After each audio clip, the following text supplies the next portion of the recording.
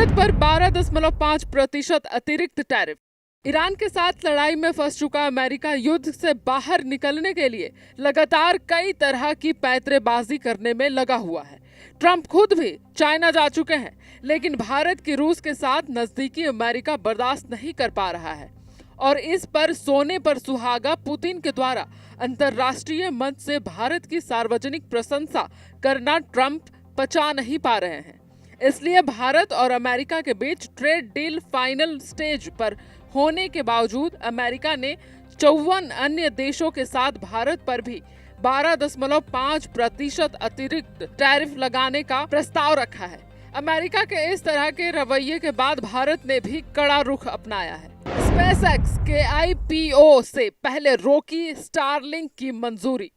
भारत सरकार ने स्टारलिंक को सर्विस शुरू करने के लिए दी गई मंजूरी पर रोक लगा दी है। स्पेसएक्स के आईपीओ से पहले इस फैसले को कंपनी के लिए बड़ा झटका माना जा रहा है। भारत सरकार ने एलन मस्क को बड़ा झटका देते हुए स्टारलिंक की सर्विस शुरू करने की मंजूरी पर रोक लगा दी है। इसका मतलब है कि अब स्टारलिंक भारत में अपने कमर्शियल ऑपरेशन शुरू नहीं कर पाएगी। स्टारलिंक के सैटेलाइट टर्मिनल्स का ईरान युद्ध में यूज। ईरान युद्ध में स्टारलिंक के सैटेलाइट टर्मिनल्स के यूज के बाद उठी सुरक्षा चिंताओं को देखते हुए यह कदम उठाया गया है। ब्लूमबर्ग की रिपोर्ट के मुताबिक केंद्र सरकार की सुरक्षा एजेंसियों की सलाह के बाद मंजूरी पर रोक लगाई गई है। आइए पूरा मामला जानते हैं। लंबे समय से चल रही थी स्टारलिंक को भारत में लाने की तैयारी। स्टारलिंक पिछले काफी समय से भारत में अपनी सैटेलाइट इंटरनेट सर्विस शुरू करने की योजना बना रही थी। इसे लेकर कंपनी को प्रोविजनल लाइसेंस भी मिल गया था और कंपनी ट्रायल भी पूरी कर चुकी थी। अंतिम मंजूरी को लेकर सरकार और कंपनी के बीच चर्चा चल रही थी।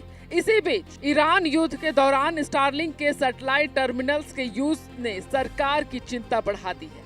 ईरान में कंपनी के पास लाइसेंस नहीं है, फिर भी इसके सैटेलाइट टर्मिनल्स यूज करने की बात आ रही है। अब सरकार को चिंता है कि जियोपॉलिटिकल टेंशन के समय अमेरिका की इस कंपनी को कंट्रोल करना मुश्किल हो सकता है। ईरान युद्ध के बाद स्पेसएक्स पर बढ़ी सख्ती। रिपोर्ट में बताया गया है कि ईरान युद्ध के बाद भारत सरकार ने सैटेलाइट कम्युनिकेशन को लेकर सख्ती बरतना शुरू कर दिया है। जियो और एयरटेल जैसे घरेलू कंपनियों पर भी कड़ी निगरानी का सामना करना पड़ रहा है। दूसरी तरफ इस मामले को लेकर स्टारलिंक सरकार के साथ संपर्क में है और उसने एफिडेविट देकर दावा किया है कि वह डेटा स्टोरेज को लेकर नियमों का पालन कर रही है। चीन के बाद भारत ने भी स्पेसएक्स पर लगाई रोक। स्टारलिंक की पेरेंट कंपनी स्पेसएक्स फिलहाल आईपीओ की तैयारी में जुटी हुई है। 12 जून को लिस्टिंग से पहले भारत ने स्टारलिंक की मंजूरी रोककर कंपनी को बड़ा झटका दे दिया है। इससे पहले चीन भी स्टारलिंक को झटका दे चुका है और अब भारत ने भी इसे मंजूरी देने से इनकार कर दिया है। यह दिखाता है कि स्टारलिंक का ग्लोबल एक्सपेंशन अभी दूर की चीज है।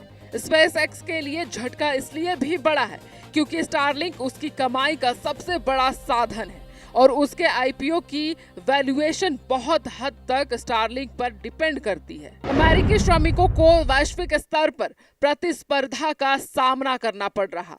अमेरिका के व्यापार प्रतिनिधि कार्यालय ने जबरन मजदूरी से बने सामानों की आयात पर प्रतिबंध लागू करने में कथित विफलता का हवाला देते हुए भारत सहित 54 अन्य देशों पर 12.5% अतिरिक्त टैरिफ लगाने का प्रस्ताव दिया है।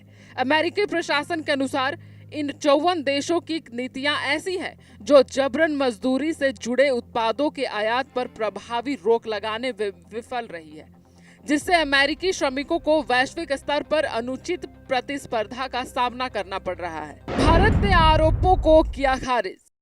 भारत ने अमेरिकी जांच और आरोपों को खारिज कर दिया है और अमेरिका को वार्न किया है कि इस मामले को एक तरफा उपायों के बजाय चल रही द्विपक्षीय व्यापार वार्ताओं के ढांचे के भीतर सुलझाया जाना चाहिए। यह प्रस्तावित टैरिफ उस समय सामने आया जब नई दिल्ली में भारत और अमेरिका के बीच अंतरिम द्विपक्षीय व्यापार समझौते को अंतिम रूप देने के लिए उच्च स्तरीय वार्ता चल रही है।